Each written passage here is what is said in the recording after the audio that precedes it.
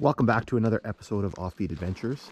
We're standing here once again on the grade of the former Canadian Northern Railway and later Canadian National Railways Dorion and then subsequently Kinghorn subdivision. We are standing on the west side of the Black Sturgeon River Bridge, just south of the community of Nipigon, Ontario.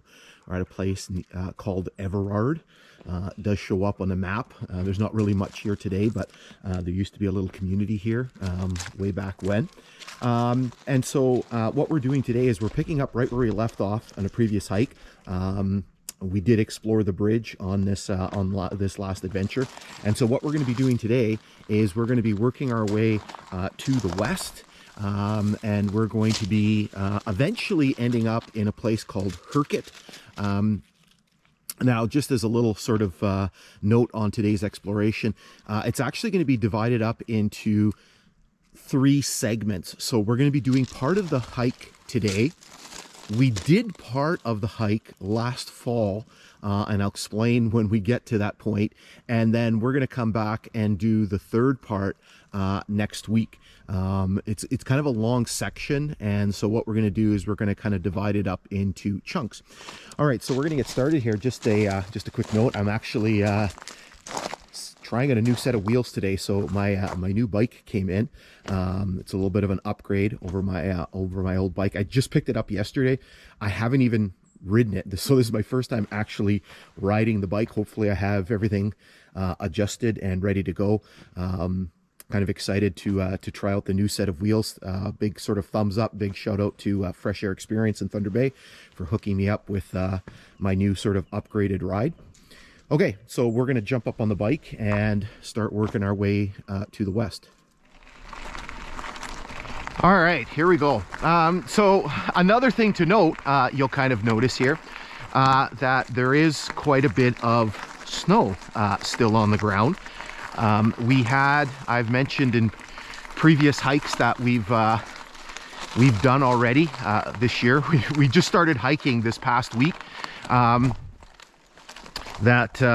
We had a particularly bad winter with lots of snow and lots of storms. We had a particularly bad spring as well, starting in actually right at the beginning of spring. So literally a couple days after spring hit, we got a pretty wicked storm. I don't think it hit as much here, but farther to the west, it was pretty bad. And we literally got snow every week after that. So there was like 5 weeks in a row that we got snow, and it wasn't particularly warm. And so the snow has just started to go away in the last week or so that we've had warm temperatures.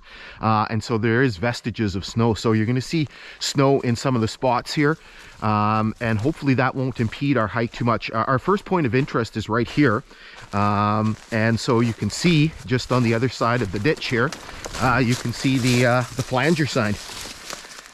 So this is obviously for the bridge crossing, and you saw in the previous episode that there was a flanger sign on the other side of the bridge. Sometimes you don't see these. Sometimes these flanger signs here for the bridges tend to have disappeared. So as we climb back up through the snow, I honestly didn't think I would see this much snow on the grade. Like I mentioned, this is our 3rd or 4th day in a row that we've been out. And like I said, closer to Thunder Bay, we had more snow. But the grade was kind of clear. So this is a first kind of experience for me. I've ridden my bike a couple years ago. We had an early snow. And so I kind of rode through areas where there was like little patches of snow, but this is kind of new for me.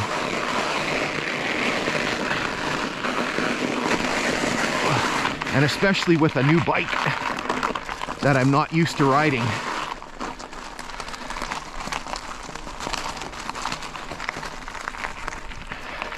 So you can see the snow is kind of patchy. It's here, it's not there. One thing we forgot to mention, we mentioned it in the previous episode, from here all the way to Herkett, we are going to have a very, very prominent companion, and that is the Canadian Pacific line. And so this is the main line, Canadian Pacific, across Canada. This particular section here runs from Scriber, the community of Scriber, to Thunder Bay. I'll put the mileage up on there. So this is their Nipigon subdivision, and again, we're going to be paralleling this all the way to the destination of this hike, which is at Herkett. Okay, so another stop here. We have a small creek that runs under the Canadian Pacific, then runs under the line here. We're going to drop down and take a look at it. You can see there's quite a bit of snow. There's quite a bit of damage in this area. You can see here there's a segmented concrete culvert. You can basically see that a whole bunch of sections, if I come over here so that way I'm not shooting into the sun, a whole bunch of sections of the concrete culvert have been displaced. 1, 2, 3 sections. You can see this whole area here is eroded, and again, this is a sort of a constant problem on this line because it's not being maintained. And again, it's an inherent flaw with some of these segmented concrete culverts that the sediment and the water and things would get in there and cause the sections to displace. So what we're going to do here with all the snow and everything, this hike is actually a redo. So we've done this section before, and a couple years ago, so in the fall of 2020. So what we're going to do is we're going to use the footage of the culvert from that hike instead of dropping down into the snow. All right, so we're down here on the north side of the grade. We're a little ways down, probably about 20 feet or so, and you can see the large concrete culvert here. You can actually see, we're going to hop over and take a look at the other side, but there's actually some damage in the culvert there. So again, it's one of these older style concrete culverts, and the water here flows from the grade of the Canadian Pacific, which is just right over here. And it's been interesting. I've been kind of looking for one of these all day. We've kind of gone through kind of a kind of quiet section, and I didn't see any telegraph poles anywhere. And right when we get to our turnaround point, lo and behold, we have a telegraph pole. And so you can see it still has some of the insulators still on it. Probably all the quote-unquote good stuff has been taken off. I don't know how I can get down here without killing myself.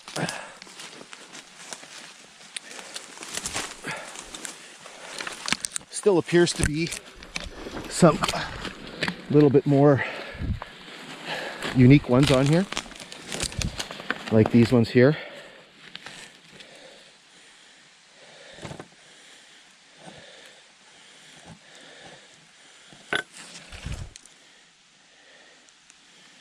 One of the Armstrong ones.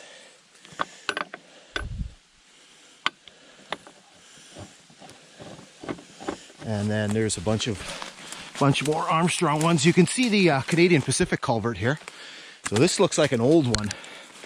Looks like an old stone culvert that's been here for quite a number of years. Remember, the Canadian Pacific was built through this area in 1884, 1885. I don't know if it dates back that far, but certainly it does look old. And so if we come back over here to the pole, we can see again some of the Armstrong insulators, and it looks like some Dominion 42s that are still hanging on there. Anyway, so we're going to jump up and go take a look at things from the other side of the grade. Okay, so we made our way down here on the south side of the grade. The grade is just above us there. Again, a little bit further down on the south side here. You can see this whole section here has been washed out. And so you can see the damage to the culverts, which we saw on the other side. And so 3 sections of the culvert here have been completely eroded and displaced. And so again, this was probably something that would have had to been replaced. Probably an inherent issue with these segmented culverts, and probably why they eventually were replaced by the single piece metal culverts. All right, so we're going to hop back up on the grade and we're going to continue pushing our way to the west. Our next stop is going to be coming up when we get to Coughlin Siding.